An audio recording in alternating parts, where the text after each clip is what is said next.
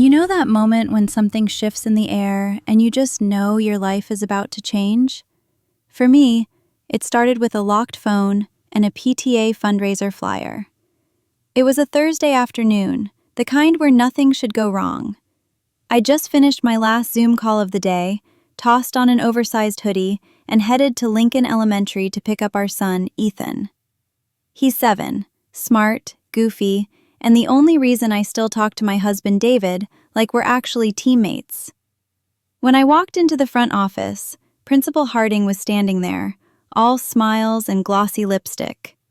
She looked like every PTA mom's girl crush and every wife's secret fear. Heels in the carpool lane, a Pilates body, and a voice that dripped honey even when she was probably 3 seconds away from telling someone off. Her name's Miranda. Of course it is. I gave her my usual polite wave. She gave me that look, the one women use when they're trying to calculate your IQ and pant size in the same breath. Then she said, "Ethan's so bright, just like his father." Now, maybe I wouldn't have thought twice about it if she hadn't touched her necklace when she said it. A small, deliberate motion. A signal. That night, David left his phone on the kitchen counter while he showered. Normally, he's surgically attached to it, like it's an extension of his right hand. But tonight, unlocked, open, notification bar lighting up like Christmas. And there it was. "Miss you already. The conference room feels empty without your lectures. M." My heart didn't stop. My breath didn't catch. None of those cliches happened. Instead, I smiled. Because I've learned something important in my 35 years of life. If you want to truly destroy someone, don't scream, don't cry, don't throw things. Plan. So I poured myself a glass of wine, picked up his phone, and started reading. Messages, emails, calendar invites. Apparently, our son's principal had a very hands-on approach to parental engagement. They met up under the guise of school policy reviews and education strategy sessions. Apparently, Miranda enjoyed extracurriculars, especially the kind that involved office blinds and a married man's tie. I read until the glass was empty. Then I made a list, a real one, notes app, titled it Operation Burn Without Smoke. Because if David wanted to play games with an authority figure, I was going to show him what power really looked like. I wasn't just going to expose them. I was going to promote it like it was a district-wide event. After all, if Miranda wanted parent involvement, I was about to give her full community engagement. And David? He had no idea the parent-teacher conference of his life was coming. Let me tell you what most people do when they find out their husband is cheating with the principal of their son's school. They lose it, cry in the shower, burn his clothes, call their mom and wail into the phone like a teenager who just got dumped before prom. Not me. I made a spreadsheet. See, the thing about betrayal is that it sharpens you. It burns away all the nonsense. And what's left is this icy, glittering version of yourself that feels no need to shout. I was done being the supportive wife who made cupcakes for the bake sale and quietly swallowed her suspicions. Now, I was the architect of a takedown. Step 1. I needed to confirm the affair without ever asking. I already had the texts, but texts, while satisfying, are deniable. "We were just joking. You're reading too much into it, blah, blah." I wasn't going to give them that out. So I booked a fake consultation with Principal Miranda Harding. "Hi, I'm Harper Lewis, Ethan's mom. I just had a few questions about the school's new reading intervention policy. Can I stop by for a quick meeting?" She said yes, of course, warmly, too warmly. I wore a navy blazer, clean flats, and no makeup. Classic suburban mom camouflage. Miranda had no idea the woman walking into her office knew she was sleeping with her son's father. The meeting was enlightening. She couldn't stop mentioning David. Your husband is so supportive of Ethan's academics. We've had such engaging conversations." "Oh?" I said, tilting my head. "When do you two usually talk?" "Oh, we connect during some of our planning committee hours. He's so passionate about education." "Sure he is." She wore a charm bracelet. I noticed one of the charms had a tiny gold letter D. I almost laughed, subtle as a brick. The meeting ended with her touching my shoulder lightly and saying, "You're doing a great job, Harper. Ethan is lucky to have you." Not we're lucky, not the school is lucky, just me, alone, singular. I walked out of that office knowing one thing for sure. She didn't think I had it in me. And that was her biggest mistake. Because what came next wasn't just about exposing an affair. No, I wasn't interested in just catching them. I wanted them to feel it, in their jobs, their reputations, and their precious sense of control. So I called my sister-in-law, Jessica, works in PR, brilliant, ruthless, owes me one for covering her Vegas wedding lie to our mother-in-law. "Jess," I said, "how fast can you take down a public figure without using the word affair?" She didn't even blink. 3 days. Who are we targeting? An elementary school principal who thinks screwing a married dad is the same as community outreach. Jessica laughed. "Girl, send me everything." And I did. The texts, the calendar entries, even a photo I'd found of David's car parked behind the school at 10:43 p.m. on a Saturday night.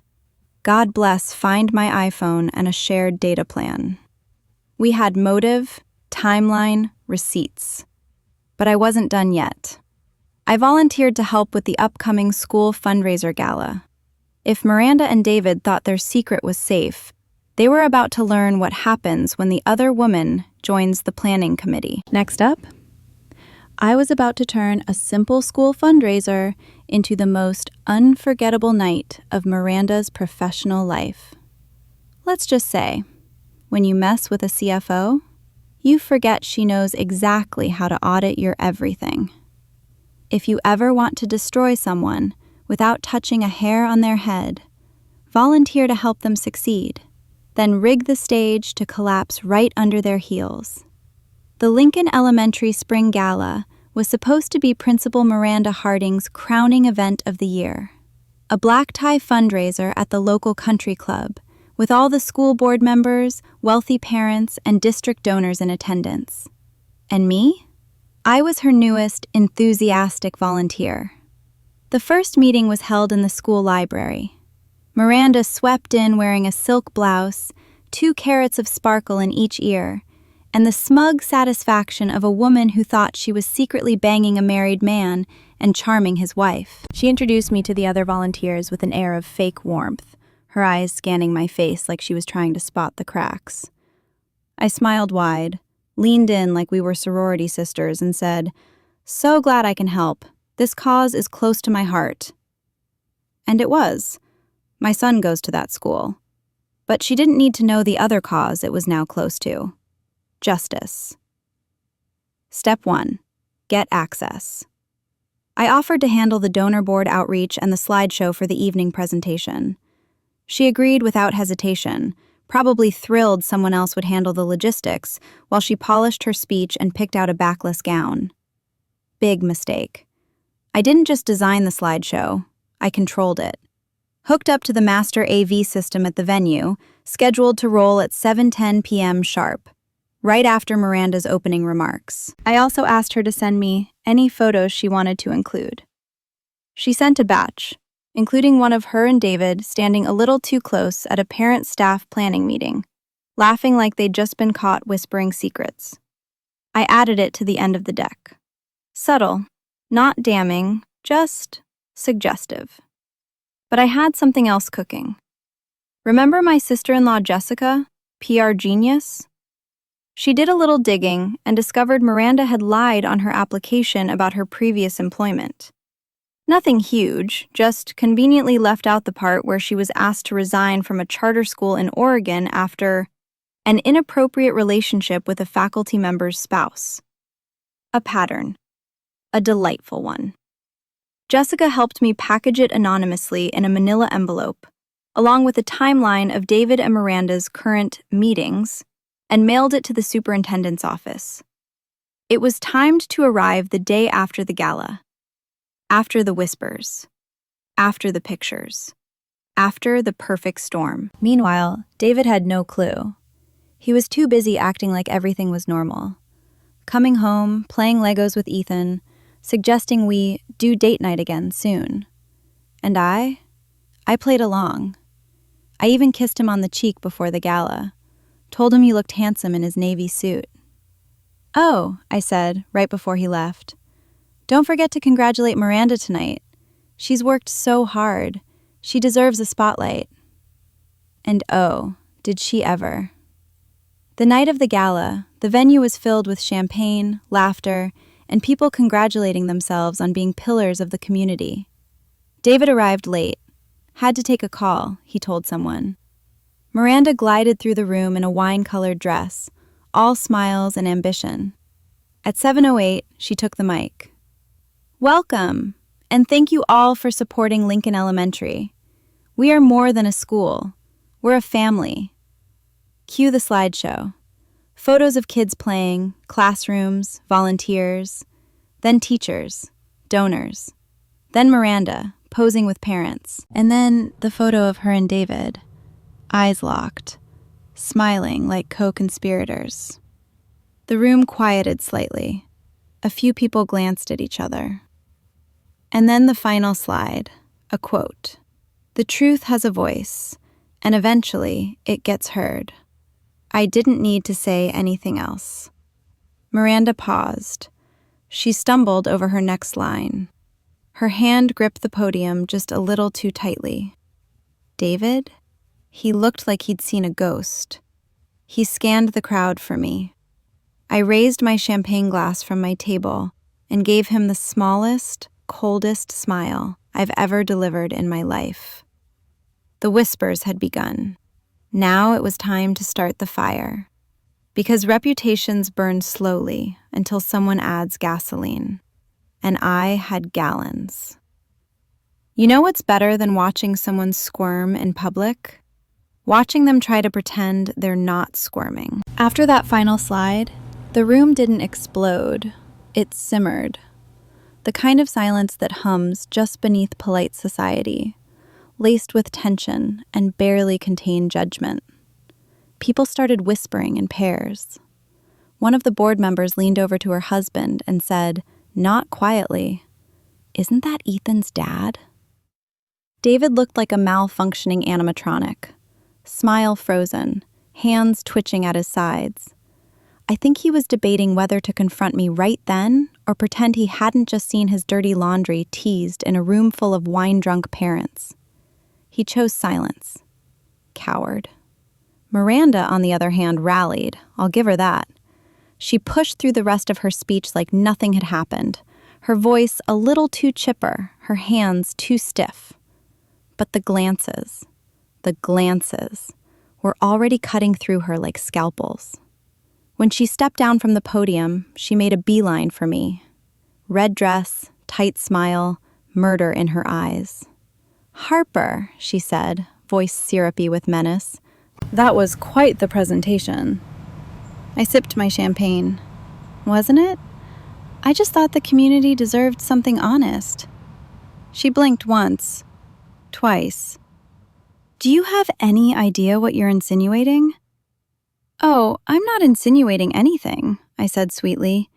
"You're the one standing here panicking. I just added a few of the photos you sent me. You remember sending those, right?" Her mouth parted, but no sound came out. She glanced around, too many eyes, too many witnesses. She couldn't create a scene without drawing more attention to herself, and she knew it. David finally slithered over, like a man trying to break up a bar fight with no biceps and a guilty conscience. "Harper, can we talk? Privately?" I stood, smoothed my dress. "Sure." We stepped outside into the crisp night air, behind the ballroom, near the smokers and the gossipers. He looked at me like I'd just stabbed him through the chest.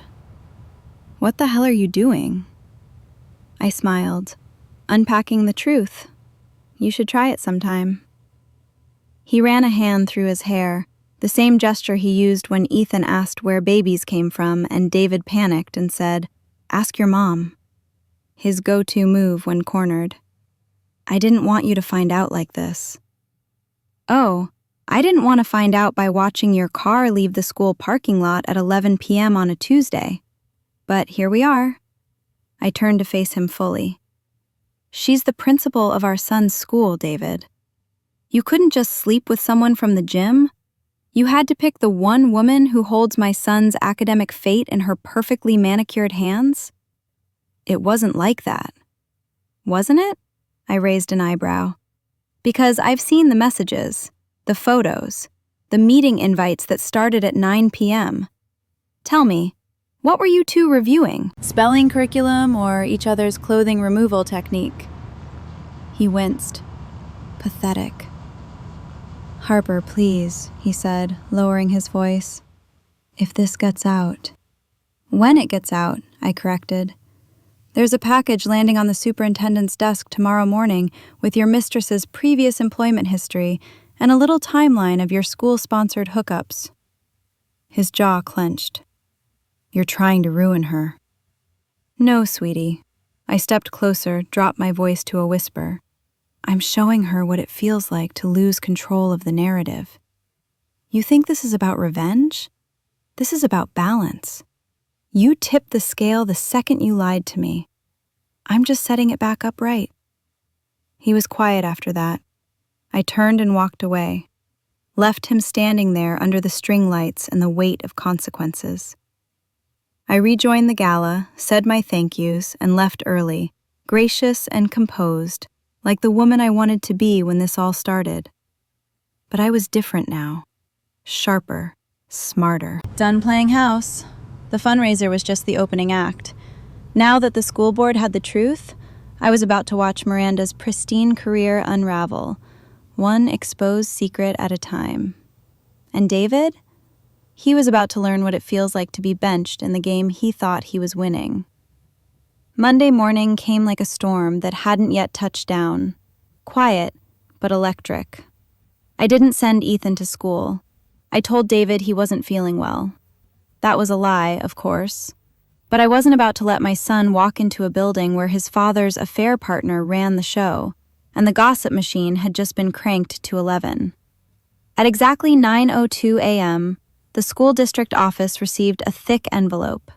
Inside, a carefully composed dossier. Thank you, Jessica. With photocopied calendar entries, screenshots, and a neat little summary of Miranda's time at her old charter school in Oregon, including the resignation under review clause. By 11:15 a.m., Miranda Harding was called into an unscheduled administrative conference. Someone from the HR team let that slip to a PTA mom I'd befriended over Facebook, Stacy, who lives for scandal and rosé. And by 2 p.m., the Lincoln Elementary staff inbox pinged with a formal-sounding announcement. Principal Harding will be on temporary leave pending a personnel matter. Temporary, sure. And I'm a substitute teacher. David came home that night looking like a man who'd seen the future, and had had a restraining order. "They're investigating her," he said without meeting my eyes. I nodded and kept folding laundry. Imagine that. He hovered like he wanted to say more. "She's upset." "Is she?" I replied, stacking Ethan's shirts. "Tell her I said hi." He didn't speak after that. What he didn't know, what no one knew, was that I wasn't done. Miranda losing her position wasn't the end goal. She could recover from that. People forget. People forgive. But I had something else in motion now. Something deeper. David's firm had a strict policy about personal conduct and conflicts of interest. And guess what? A married employee sleeping with the principal of a school that's also a client of the firm's education investment fund? That absolutely qualifies. I'd booked a meeting with HR at his office. Not to report anything, oh no. Just to express concern about the potential risk to the firm, ethically, financially, privately. I'd practiced the speech in the mirror, calm, rational, concerned. Just a wife looking out for reputational risk. Because if Miranda thought she was the only one losing her title, she underestimated how far I'd go to reclaim mine. David always said I didn't understand his world, finance, mergers, strategy, but I was about to teach him the most valuable lesson in the market. When trust crashes, it takes everything with it. David always bragged about his firm like it was the Vatican, untouchable, pristine, guided by divine market insight. Turns out, even the holy have HR.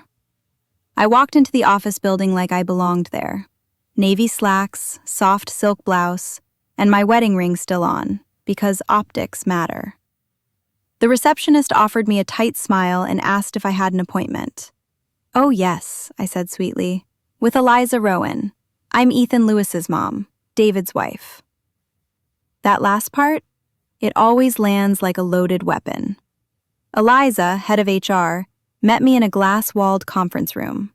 Neutral tones, bottled water, and that soft office scent of lavender and liability.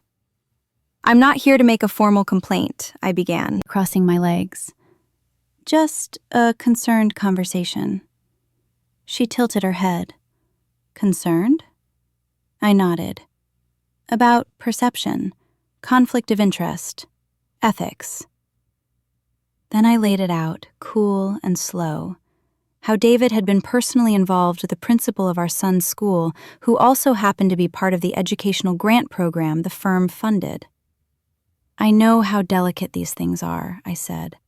"I just thought, if I were in your position, I'd want to know before it became complicated." Eliza didn't react, not really, but I saw it. The slight twitch in her fingers, the polite poker face of someone internally screaming, "What the hell?" She thanked me for my time. I left the office with a latte and no regrets. 2 days later, David's access badge stopped working. He came home furious. "You went to my office?" "I went to HR," I corrected. "Different floor." "They're investigating me now, Harper. Do you understand what you've done?" I looked up from my laptop. "I protected your firm from liability. You're welcome." That night, he didn't sleep, and for the first time in years, neither did I, but for a different reason. Because I was starting to feel something unexpected. Not satisfaction, not revenge, relief. Like I'd been carrying a rotting marriage on my back for too long, and finally, I'd set it down. David had no job security. Miranda had no title. And me? I had everything to gain. The school board wasn't just reviewing Miranda's behavior. They were digging into every financial decision she'd made. And one PTA member was more than happy to pass along some receipts. After all, I hadn't just planned my revenge. I'd crowdsourced it. By Friday, the mom group chats were on fire. Screenshots, anonymous tips, whispers disguised as just concerned emails. Someone had lit the match, and I had handed them the gasoline. Miranda's temporary leave turned into a full-blown investigation. Apparently, several PTA members had raised eyebrows months ago over budget decisions for school events. Inflated invoices, suspicious consulting fees. But no one wanted to challenge the glamorous, ever-smiling principal who remembered everyone's birthdays and donated champagne baskets to silent auctions. Until now. All it took was the right nudge, an anonymous email from a friend of Lincoln Elementary with copies of questionable transactions I'd requested under public record laws. I may not be a lawyer, but I've been a CFO for long enough to smell cooked books before the oven's even warm. One particular receipt stood out. A $2,800 professional development weekend in Napa, billed to the school's discretionary fund. That weekend happened to align perfectly with one of David's team offsites. There were no wine tastings on the firm's calendar, but there sure were Instagram posts from Miranda's burner account. Yes, she had one. Yes, I found it. The board scheduled an emergency meeting. By Sunday night, I got a text from Stacy, the same PTA mom who'd once called me too quiet to be fun. Funny how quickly that changed when she realized I had dirt. Stacy, she's done. Board vote unanimous. You didn't hear it from me. Oh, but I had. Miranda was being released from her contract. Official language for, please leave quietly so we don't have to explain this to the press. David came into the kitchen later that night. He looked older, smaller, like someone who'd finally realized the air around him had turned toxic and there was no mask left to wear. She's gone, he said. They fired her. I stirred my tea. Shame. She's blaming me. I looked up. Did you want her to blame me? He didn't answer, because the truth was finally undeniable. I hadn't ruined them. They had ruined themselves. All I did was open the window and let the rot escape. Now that Miranda was out of the picture, David thought he could make things right. But he forgot something crucial. I wasn't staying. I was staging my exit. And I had one last move to make, with perfect timing. After Miranda's fall, David went soft. Not apologetic, not remorseful. Soft. Like a man who mistook consequences for closure. He started waking up earlier, making coffee, asking how I slept like we hadn't just watched his mistress get ejected from her career like a misfired rocket. I didn't bite, because he didn't know it yet, but I was already gone. The lease for a 2-bedroom condo downtown was signed. Quiet, stylish, near Ethan's new school. I hadn't told David I'd submitted the transfer papers either. I'd just handled it, like I always had. The funny part? He thought we were healing. He suggested we take a weekend trip, just us. Said maybe we could reset. I told him I had meetings, which was technically true, just not the kind he'd be invited to. I met with my attorney that Friday. She slid the draft divorce papers across the table with all the calm of someone handing me a coffee order. Property split, custody outlined, financials clean and tight. My prenup saved me from a fight, but my documentation? That was the sword. Photos, emails, his Google location history, all of it backed up, printed, and neatly organized in a binder labeled Integrity Audit. It wasn't just petty. It was precise. I wasn't going to scream in a courtroom. I wasn't going to key his car or throw his clothes out a window. I was going to serve him on a Tuesday. Calm, quiet, and with the poise of a woman who'd already emotionally relocated. The night before, I made dinner, his favorite, lemon pasta and roasted asparagus. Ethan laughed through the whole meal. David smiled like a man who thought his sins had a shelf life. When Ethan went to bed, David leaned over and said, "Feels nice, doesn't it? Us. Like old times." I smiled. It really does. And I meant it, because soon I'd be free. Tuesday morning, 9 a.m., David would open the door to a courier with my signature and a clean goodbye. But it wasn't just about leaving. It was about who I became when I stopped asking to be chosen. Tuesday morning arrived cold and clear, the kind of weather that makes things feel sharp, focused, final. I dressed like it was any other day, composed, casual, except today wasn't like any other day. At 9:02 a.m., a courier rang our doorbell while I sipped my coffee in the sunroom. I watched through the window as David answered the door, confusion painting his face when he took the envelope. Thick, cream-colored, embossed with the firm name of my attorney. Not a card, not a love letter, reality. I heard the rustle of paper, then silence. Then, Harper? I didn't answer right away. I walked to the kitchen, poured more coffee, and waited. When he appeared, he looked like a man who'd walked into a surprise party for his own funeral. "You're divorcing me?" I met his eyes. I've already divorced you, David. This is just the paperwork. But, Harper, we were trying to work on things. No, you were trying to pretend nothing happened. I was planning an exit that didn't involve dragging our son through chaos. He looked at the documents again like they might change if he stared hard enough. I made a mistake. You made a series of them, I said calmly. And now you get to live in the consequences. He stepped forward like he might try to hug me. I stepped back like he was a stranger at the door, because that's what he was now. I'm not angry anymore, I said softly. That's what makes this so easy. He stood there, stunned. I turned away and walked down the hallway, into Ethan's room, where his backpack was already packed. His new school orientation was at noon. He was going to be fine. So was I. Because this wasn't the start of a lonely chapter. It was the first page of a book I was finally writing for myself. David thought the divorce was the end of the story. But real revenge? It's not about endings. It's about rebirth. And the woman I became after the fallout, she was unstoppable. It's been 6 months. I live in a condo with soft light, clean lines, and no memories I didn't choose. Ethan's new school is smaller, warmer. His laughter feels louder here, like he knows the silence in our lives finally means peace, not tension. David still tries sometimes. Polite texts, "Hope you're well." I don't respond. Not out of spite, just disinterest.